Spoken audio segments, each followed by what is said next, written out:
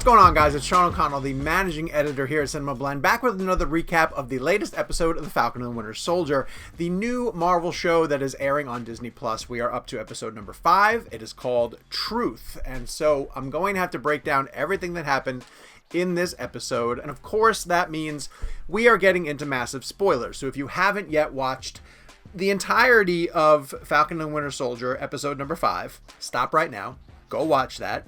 Come back and I'll break down everything that I thought was revealed in the episode and where I think it's going to be taking us as we head into the all-anticipated season finale of The Falcon and Winter Soldier. Okay, so I think that we have to start with one of the most significant topics that has been brought up, not just in this past episode, but in the show as a whole, which is the concept of race in the MCU. And I really have to applaud Marvel Studios and Disney and the team behind The Falcon and Winter Soldier for the way that they've approached the difficult conversation of race and how it's perceived in the Marvel Cinematic Universe, and the idea of superheroes and supervillains and the repercussions that a lot of the actions that these characters take have on characters of color, the way that they are in the universe. And so this episode gets into the significance of a black man, Sam Wilson, played by Anthony Mackie, who's doing outstanding work in this series, taking up the shield after Steve Rogers, who has been the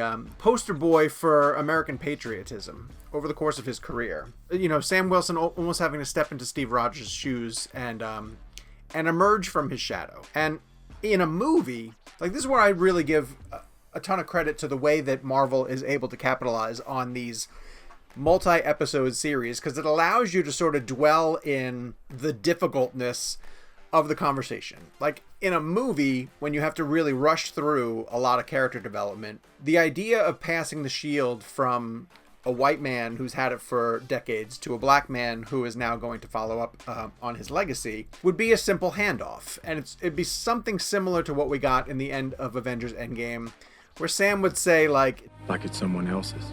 And Steve would essentially give him a line of dialogue that says, like, it isn't. But it's not that clean. And it's commendable to see Marvel take the course of 5 episodes now to this point to explore why it isn't that clean of a handoff psychologically for all of the characters involved. Sam has really been kind of running from the burden of the legacy of being the new Captain America. He doesn't think, in my opinion, that he lives up to Steve's standards, and you know, he has to be reminded multiple times that he is the right man to hold the shield. And there was a lot of conversation, I think, amongst fans about like who should get the shield after. Is it Bucky or is it Sam? And we've been proven over the course of this show so far that Sam absolutely is the rightful heir, and that Bucky a little bit resents Sam from the moment that he decided not to pick up the shield. Bucky almost blames Sam for the repercussions that have come from that, which means the birth of John Walker and the blood that got on the shield because of the actions that John Walker underwent.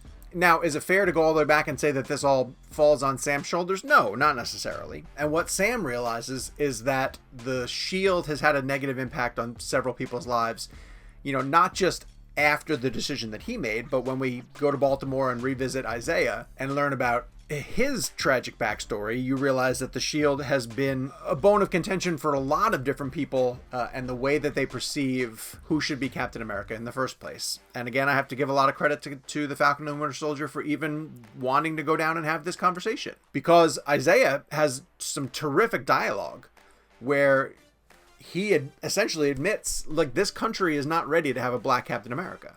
Now, personally, I would disagree with that sentiment, but it really does get into the idea of, does Captain America have to be a white character? And fans in the comic book genre have this conversation often when they're talking about new adaptations of classic superheroes. And I'm seeing this a lot on social media as Marvel fans try to look ahead to the Fantastic Four, a team that historically has been made up of 4 white characters. Well, Ben Grimm is the thing, but Ben Grimm is a white man who gets turned into an orange rock. And a lot of fans do future casting, fan casting, and they bring in a lot of different actors of color. And I think that that's fascinating. Like, I don't see any reason why the Fantastic Four can't be that way. And I do understand that, like, there are people who want to see the Fantastic Four as the way that they're represented in the comics. And I don't think that that's anything wrong with that either. You cast for talent, or you cast for the vision that is being perceived by, you know, the director and the studio.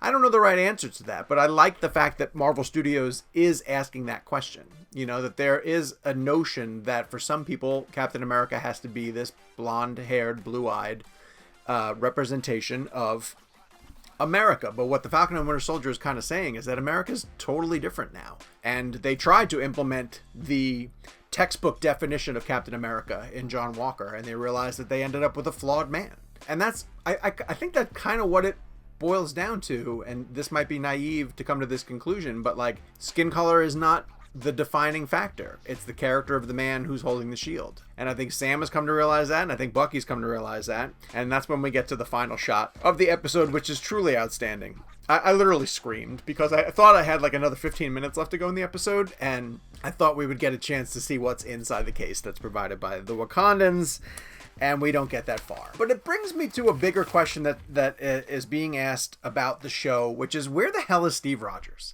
Steve's an old man. I understand that. We saw him in Endgame. There are a lot of things happening out in the public eye of the MCU that affect Steve Rogers' legacy. And look, I know you can't bring Chris Evans in for the show. You know, the man retired from the part, and you don't want to have to keep pulling Chris Evans back in. But I think there has to be some discussion about where Steve Rogers is. It's led to a lot of crazy fan theories, one that even involves Steve Rogers being on the moon. But I want to know his whereabouts. Like, what is the canon explanation for where Steve Rogers is?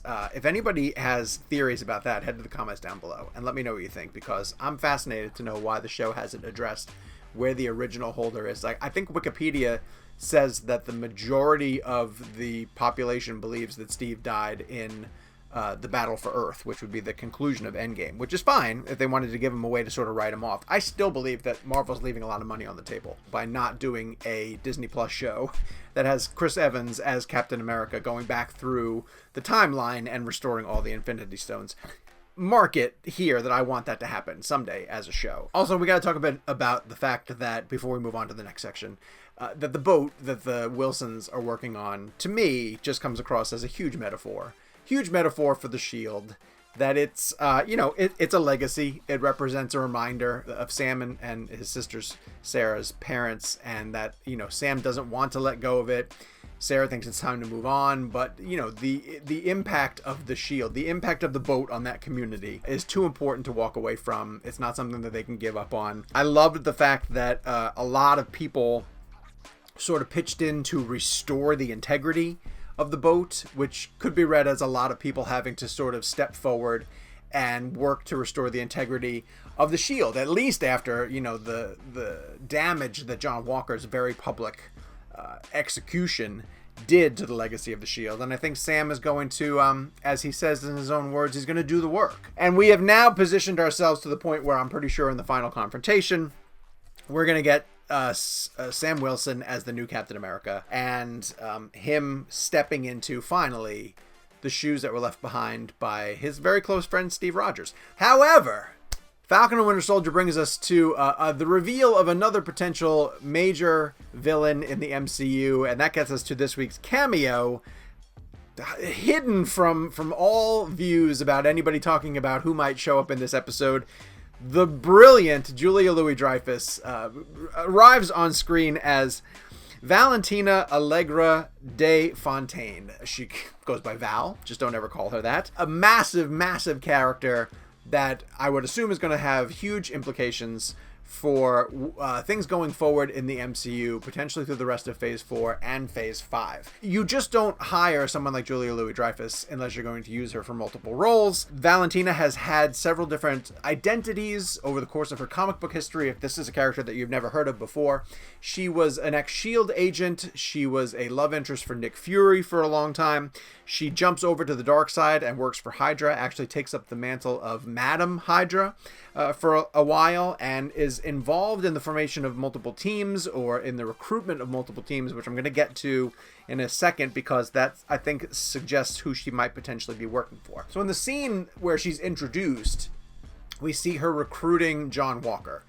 with a business card that has nothing written on it. So we don't necessarily know who she mysteriously is working for, or who might work for her, work underneath her if she is actually the position of power. I don't think that she is working for Hydra. Hydra seems like something that has faded away. However, it's possible that she's working for the Power Broker. And the Power Broker is a mysterious villain who has been behind the scenes of Falcon and Winter Soldier for the course of its entire season. There are a lot of people who think that the Sharon scene that we got in this episode, where she recruits Batroc to go and meet with Carly and the Flag Smashers before they take on the GRC, that's an indication that Sharon is the Power Broker, but I don't necessarily think that's the case. The more I think about it, the more I sort of read up on it as we're going through this, I kind of wonder if both Sharon and Valentina are working for the Power Broker, and the Power Broker ends up being General Thunderbolt Ross. And here's why. Before I recorded this video, and shortly after the episode dropped, Vanity Fair was able to put out an article where they said that the Julia Louis-Dreyfus cameo that took place in this episode was actually, she was supposed to get introduced in Black Widow, and that things had to get moved around because Black Widow has been pushed back. And if you go back and sort of rewatch that scene, I wouldn't be surprised if we found out after the fact that was a reshot scene that they had to put into Falcon and Winter Soldier. And we do know that William Hurt's character, Thunderbolt Ross, is going to be in Black Widow. So I'm starting to believe that Thunderbolt Ross is the Power Broker, that Sharon's working for him as someone undercover, and that Valentina is also working for him because Thunderbolt Ross has put together a team in the Marvel Comics before called the Thunderbolts, and they sort of work as a Black Ops team, often pulling off missions that the government needs them to pull off. But if you're reading up on some of this stuff and you want to find out about it, and you get to the concept of the Dark Avengers, there is a team that was put together at some point where it was versions of Avengers characters that were not necessarily the Avengers themselves. And if you see that Valentina is recruiting John Walker, you start to realize that there are some mirror image Avengers characters that are suddenly existing in the Marvel Cinematic Universe that could be put together into a team that would either be something like the Thunderbolts or the Dark Avengers. And let's look at it this way. John Walker could end up becoming the Dark Avengers version of Captain America, right? Like he could be the sort of mean or broken version of Captain America. Yelena, who's going to get introduced in Black Widow, played by Florence Pugh, she could become the alternate Black Widow. And Taskmaster could be the alternate Hawkeye at that point. So much of Falcon and Winter Soldier has been about the retrieval of the super soldier serum and figuring out how the super soldier serum works on different people. Isaiah talking about him being experimented on for 30 years to see why the serum worked for him but didn't work for others is a very telling story, because at some point Thunderbolt Ross turns himself into the Red Hulk. And then of course you'd need an alternate Iron Man, and we know that we have Ironheart and Armor Wars coming from the Marvel television shows coming to Disney Plus down the line. So this feels like a lot of groundwork is being laid to get to the point where we're either getting to a Dark Avengers team or a Thunderbolts team where Thaddeus is putting together other personalities. We shall see. It might be revealed in episode 6. It might not be revealed for much later, maybe in another movie. There was a mid-credit scene for this week's episode, and I would like to say welcome to U.S. Agent. John Walker is finally going off the deep end. He is convinced that he is still Captain America.